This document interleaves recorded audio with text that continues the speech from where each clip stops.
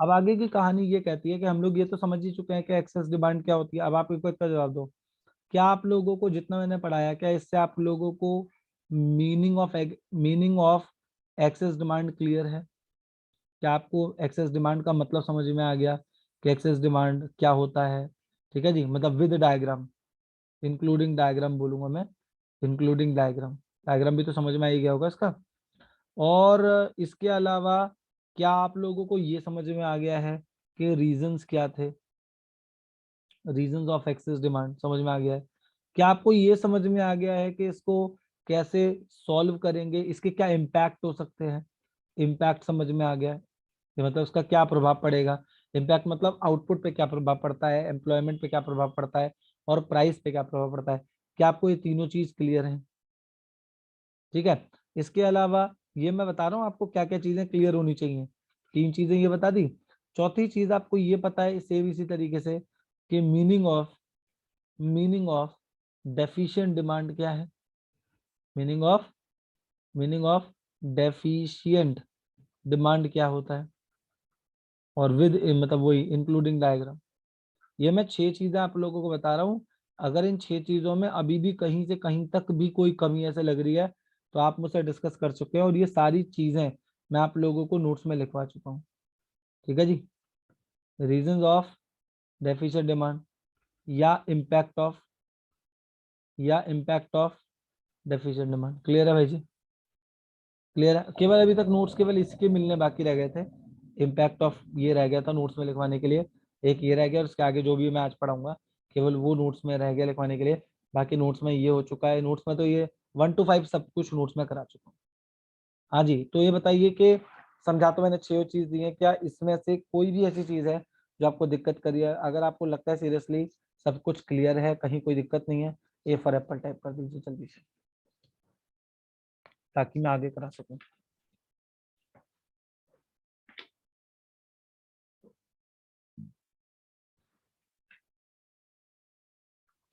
हाँ जी,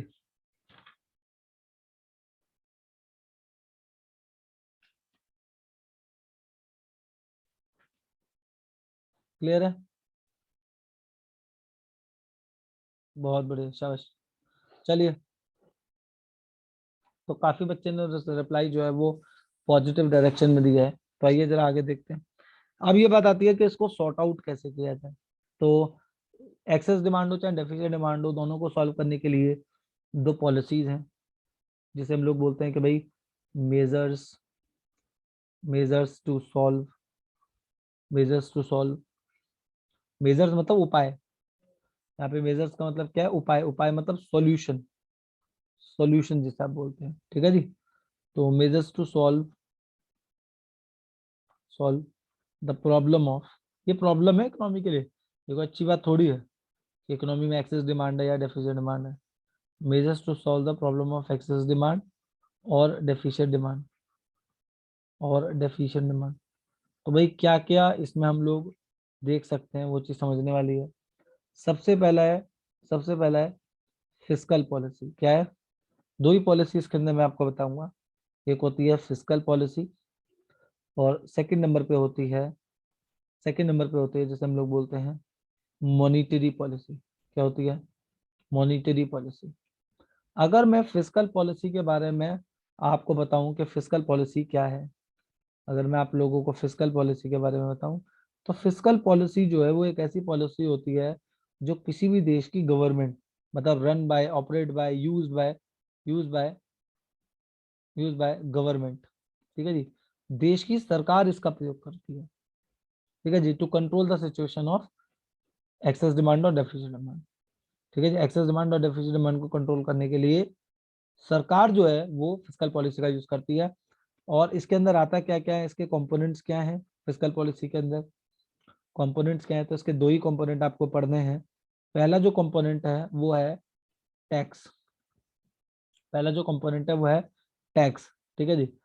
दूसरा जो कंपोनेंट है वो है सरकार के द्वारा किया जाने वाला गवर्नमेंट का एक्सपेंडिचर। समझना है? टैक्स का मतलब यहाँ पे गवर्नमेंट की इनकम से है। वैसे गवर्नमेंट की इनकम बहुत तरीके की होती है, बट हम बेसिकली मेनली टैक्स की बात करते हैं, क्योंकि सरकार की जो मेन आय होती है वो टैक्स से होती है। ठीक है जी। तो सरकार का टैक्स और सरकार के द्वारा किए जाने वाले जो खर्चे हैं वो फिस्कल पॉलिसी के टूल हैं। कंपोनेंट बोल दो, कंपोनेंट नहीं समझ में आ रहे टूल्स बोल दो, ठीक है जी, जो आप कहना चाहो, एलिमेंट्स बोल दो कि टूल्स या कंपोनेंट्स ऑफ फिस्कल पॉलिसी क्या होते हैं। फिस्कल पॉलिसी के, एक सेकेंड, फिस्कल, तो फिस्कल पॉलिसी के टूल्स क्या होते हैं, फिस्कल पॉलिसी के कंपोनेंट्स क्या होते हैं। तो फिस्कल पॉलिसी के जो कंपोनेंट्स होते हैं बच्चों, वो यही होते हैं, टैक्स और गवर्नमेंट एक्सपेंडिचर होते हैं। स्वाद आया। अब यदि मैं आप लोगों के साथ डिस्कस करूं, टैक्स को डिस्कस करूं, और ये मैं नहीं डिस्कस करूंगा टैक्सेशन को, आप खुद बोलोगे टैक्स। अब ये तो नहीं बताऊं ना मैं कि टैक्स डायरेक्ट टैक्स होता है, इनडायरेक्ट टैक्स होता है, ये सब पढ़ा हुआ है हमने, ठीक है जी। और वैसे अब एग्जाम में आएगा नहीं, लेकिन ये हमने फर्स्ट टर्म में ही मैंने आपको बता दिया था कि डायरेक्ट टैक्स अलग होता है, ठीक है जी, डायरेक्ट टैक्स अलग होता है, इनडायरेक्ट टैक्स अलग होता है। ये सब चीजें जो नॉलेज आप लोगों को दी हुई है, ठीक है जी। जिन्हें नहीं पता हो और वो सीखना चाहते हो तो क्लास के बाद मुझसे संपर्क करें 5 बजे के बाद, तो मैं आप लोगों को डायरेक्ट टैक्स इनडायरेक्ट टैक्स की वीडियो दे दूंगा, आप देख सकते हैं। तो टैक्सेशन में सबसे खास बात क्या होती है कि हमें अगर मान के चलिए सिचुएशन यदि एक्सेस डिमांड की है, सपोज करके चलिए सिचुएशन किसकी है, मान के चलिए अगर एक्सेस डिमांड की सिचुएशन है, एक्सेस डिमांड की सिचुएशन है, और एक्सेस डिमांड का रीजन क्या था, रीजन नहीं भूलना है, जो रीजन भूल गया समझ लो वो गायब है, वो बच्चा बेकार है। अगर जो रीजन भूल गया, एक्सेस डिमांड का रीजन क्या है, इसको तो दिमाग में रख के समझ लो, वेरी वेरी वेरी इंपॉर्टेंट बात है जो आपको याद रखना है। क्या कि अगर आपको सिचुएशन कभी भी मैं बोलूं किसकी सिचुएशन, एक्सेस डिमांड मतलब एक्सेस डिमांड की सिचुएशन बोलूं, या ओवर एम्प्लॉयमेंट की बोलूं, ऑब्लिक लगाते हुए ओवर एम्प्लॉयमेंट की बोलूं कि ओवर एम्प्लॉयमेंट की सिचुएशन है, ठीक है जी, या मैं पूछ लूं इन्फ्लेशन की सिचुएशन है, तो तीनों के लिए आपके मुंह में सिर्फ एक ही नाम आना चाहिए, क्या, ये सर कारण इसका यही था, कारण ये था इसका कि increase in money supply, increase in money supply, ये आपके मुंह में तुरंत आ जाना चाहिए। और मैं आपको भाई इसकी रेमेडी क्या है, इसका सॉल्यूशन क्या है, कैसे इसको दूर किया जा सकता है, तो उल्टा बोल दो, कैसा, decrease in money supply, money supply को हम कम करने की कोशिश करेंगे तो ऑटोमेटिकली जो है ये सिचुएशन जो है वो सॉर्ट आउट की जा सकती है। लेकिन यदि मान के चलिए, कि सिचुएशन किसकी है, डेफिशिएंट डिमांड की है, सिचुएशन किसकी है, डेफिशिएंट डिमांड की है, या मैं बोलूं कि सिचुएशन जो है वो किसकी है, सिचुएशन जो है वो किसकी है, एक सेकेंड, सिचुएशन किसकी है, सिचुएशन जो है वो अंडर एम्प्लॉयमेंट की है, अंडर एम्प्लॉयमेंट की है, रोजगार कम हो रहा है, ठीक है जी, अंडर एम्प्लॉयमेंट की है, या डिफ्लेशन की है। तो आप लोगों को क्या समझना है, क्या याद करना है कि कारण क्या है, कि आप सीधा सीधा बोलोगे डिक्रीज इन मनी सप्लाई, भैया मनी सप्लाई जो है वो क्या है, मनी सप्लाई जो है वो क्या हो रही है, डिक्रीज हो रही है, और सॉल्यूशन क्या है उसका, इंक्रीज इन मनी सप्लाई, भैया मनी सप्लाई को आप क्या कर दो, मनी सप्लाई को आप क्या कर दो, मनी सप्लाई को आप क्या कर दो, बढ़ा दो, ऑटोमेटिकली जो है वो क्या हो जाएगा, ऑटोमेटिकली जो डेफिसिट डिमांड की सिचुएशन जो है वाइप्ड आउट हो जाएगी। भाई जी चीजें क्लियर है, कहीं से कहीं तक कोई शक मन में, एक बार अगर चीजें क्लियर है, बी फॉर बॉम्बे, तेजी से चाहूंगा सभी बच्चे बी फॉर बॉम्बे प्रेस कर दें, अगर इतना पढ़ाया हुआ समझ में आ गया है तो। लग रहा है नहीं आया तो आप मना भी कर सकते हैं और अपने डाउट पूछ भी सकते हैं, ठीक है जी। डाउट महसूस हो तो आप डाउट पूछ सकते हैं, ये बहुत जरूरी टेबल थी जो ने कराई है। चलिए शाबाश। तो आगे बढ़ूंगा आप लोगों के लिए।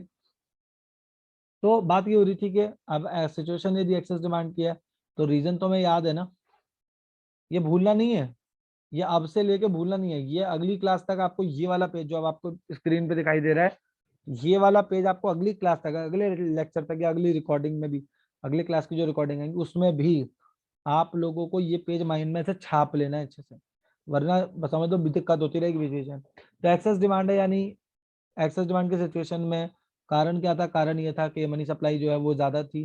कम कैसे करोगे बताओ, क्या करें टैक्स में, क्या करूं टैक्स में जो मनी सप्लाई कम हो जाए, लोगों के ऊपर टैक्स बढ़ाना चाहिए, कम करना चाहिए। अगर हम चाहते हैं कि लोगों के बीच में से पैसे को थोड़ा खींचना, तो बताइए भाई जी,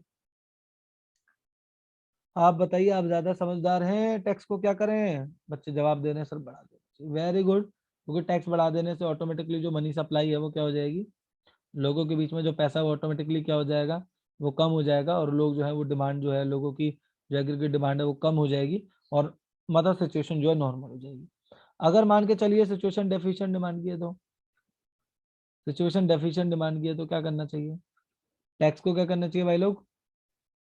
टैक्स को क्या करना चाहिए बताइए? समझदार बच्चे हैं तो टैक्स को कम कर दो ताकि मनी सप्लाई बढ़ जाए और डिमांड जो है वो भी बढ़ जाए। हो गया सॉल्व। तो टैक्सेशन वाला पॉइंट तो आपने सीख लिया, क्या दिक्कत है? दूसरा आपको गवर्नमेंट एक्सपेंडिचर वाला पॉइंट सीखना है। दूसरा आपको गवर्नमेंट एक्सपेंडिचर वाला पॉइंट सीखना है और करना क्या है? गवर्नमेंट एक्सपेंडिचर में फिर से वही कहूंगा, अगर सिचुएशन किसकी है, एक सेकंड, सिचुएशन किसकी सिचुएशन, यदि एक्सेस डिमांड की सिचुएशन है, क्या करेंगे? डिमांड मतलब ऑलरेडी एडी का लेवल ज्यादा हो रखा है, तो बताइए सरकार को खर्चे बढ़ाने चाहिए कम करने चाहिए? क्या सरकार का खर्चा, क्या सरकार का खर्चा गवर्नमेंट एक्सपेंडिचर बोले तो जी, जी, तो एक बात का जवाब दीजिए, क्या जी एडी का पार्ट था या नहीं था? अगर हम देखें तो सी प्लस आई प्लस जी प्लस एक्स माइनस एम, तो क्या ये जो जी है क्या एडी का पार्ट है या नहीं है? जल्दी देखिए जी को, है या नहीं है? और अगर आप इसको बढ़ा देंगे, सरकार के खर्चे को बढ़ा देंगे, तो एडी का लेवल तो और बढ़ जाएगा। हमें एडी का लेवल बढ़ाना थोड़ी है ना, हमें एडी को कंट्रोल करना है। तो सरकार अपने खर्चे को कम करेगी ताकि एडी का लेवल इकोनॉमी में कम हो जाए और बाकी सिचुएशन अपने आप ही जो है वो कंट्रोल में आ जाए। समझ में आए? और सीधा सीधा इसका सबका ताल्लुक जो होता है, सीधा सीधा इसका सबका ताल्लुक मनी सप्लाई को रोकने से होता है। ठीक है जी, तो मनी सप्लाई जो होगी वो ऑटोमेटिकली क्या हो जाएगी, मनी सप्लाई जो इकोनॉमी में ऑटोमेटिकली जो है रुक जाएगी। खर्चा जितना ज्यादा करोगे उतना ही जो क्या होगा, खर्चा जितना ज्यादा करोगे मनी सप्लाई बढ़ती रहेगी, सर्कुलेशन बढ़ती रहेगी। और यदि खर्चा कम करोगे तो मनी सप्लाई कम होती रहेगी, तो लोग ऑटोमेटिकली डिमांड को कम कर देंगे। और यदि मान लीजिए सिचुएशन किसकी है, यदि मान लीजिए सिचुएशन अगर किसकी है, डेफिशिएंट डिमांड की है ना भाई लोग, तो सरकार जो है अपने खर्चे को बढ़ा देगी जिससे कि मनी सप्लाई इकोनॉमी में बढ़ जाएगी। ठीक है जी, और एग्रीगेट डिमांड भी सॉर्ट आउट हो जाएगा। क्या बताइए आप लोगों को मेरी ये सारी बातें अच्छे से क्लियर है? बिंदास बताइएगा जिसको ऐसा लगता हो ना सर आज की क्लास पूरी समझ में आई है, कहीं से कहीं तक कोई डाउट नहीं है, फटाफट से ए फॉर एप्पल जल्दी टाइप करेंगे, कहीं से कहीं तक। अच्छा, मनी सप्लाई कैसे बढ़ जाएगी, एक बात बताइए देवांशी, यदि एक 500 रुपए का नोट आपने अपने पास तक रखा हुआ है, लेकिन सपोज करो कि अगर आपको मैं 1 घंटे की क्लास देता हूँ और वो 500 रुपए आप मुझे दे देते हैं, तो मुझे एक बात का जवाब दीजिए कि मनी सप्लाई इकोनॉमी में बढ़ी या नहीं बढ़ी? मनी सप्लाई इकोनॉमी में बढ़ी या नहीं बढ़ी? मनी सप्लाई का मतलब मेरे यहाँ पे सर्कुलेशन से है। मनी सप्लाई का मतलब है सर्कुलेशन, जितना तेजी से आप सर्कुलेशन जो है वो बढ़ा रहे हैं। समझ में आ गया नहीं आ गया? ये चीज है। एक्चुअल में अभी आपने क्वांटिटी थ्योरी ऑफ मनी नहीं पढ़ी ना, इरविंग फिशर की थ्योरी है, तो इसलिए आप ये सवाल कर रहे हैं। अगर वो इरविंग फिशर की थ्योरी मैंने पढ़ाई होती तो शायद ये आपका डाउट क्लियर हो गया होता। लेकिन ये समझ लीजिए कि यहाँ पे मनी सप्लाई का मतलब मेरा क्वांटिटी ऑफ मनी अवेलेबल, लिख लीजिए कहीं, quantity of money available with public से है। ठीक है, इसमें 500 रुपए का नोट तो एक ही बार है, आप ये समझिए, ऐसे समझिए देवांशी, 500 रुपए का नोट अभी आपके पास था तो एक बंदे के पास था, यानी 500 into 1, यानी इकोनॉमी मनी सप्लाई 500 है। लेकिन यदि 500 रुपए का नोट मेरे पास आ जाता है तो इस बार वेलोसिटी 2 हो गई है। वेलोसिटी का मतलब कितनी बार कितने कितने लोगों के हाथों में होके निकला है, पहले आपके हाथ में था फिर मेरे हाथ में आया, तो 2 की वेलोसिटी हो गई है। तो यानी 500 into 2 कितना हो जाएगा, मनी सप्लाई कितने की हो गई है, 1000 की। जरूरी नहीं है कि 1000 की मनी सप्लाई के लिए 1000 नोट छपने जरूरी है। अगर नोट उतने ही है लेकिन जितने ज्यादा के लोगों के हाथों में से ट्रैवल वो करके निकल रहा है, अगर उससे मल्टीप्लाई कर देंगे तो भी मनी सप्लाई बढ़ जाती है। आप समझ में आया नहीं आया? जल्दी जवाब दीजिए। डन। चलिए भाई लोग, और कोई सवाल मन में, कोई दिक्कत परेशानी, किसी को कुछ पूछना है पूछ सकता है, क्योंकि अदरवाइज अब इसके बाद जो हमारा अगला टॉपिक रह गया है वो क्या रह गया, अगला टॉपिक हमारा जो नेक्स्ट टॉपिक हम लोग करेंगे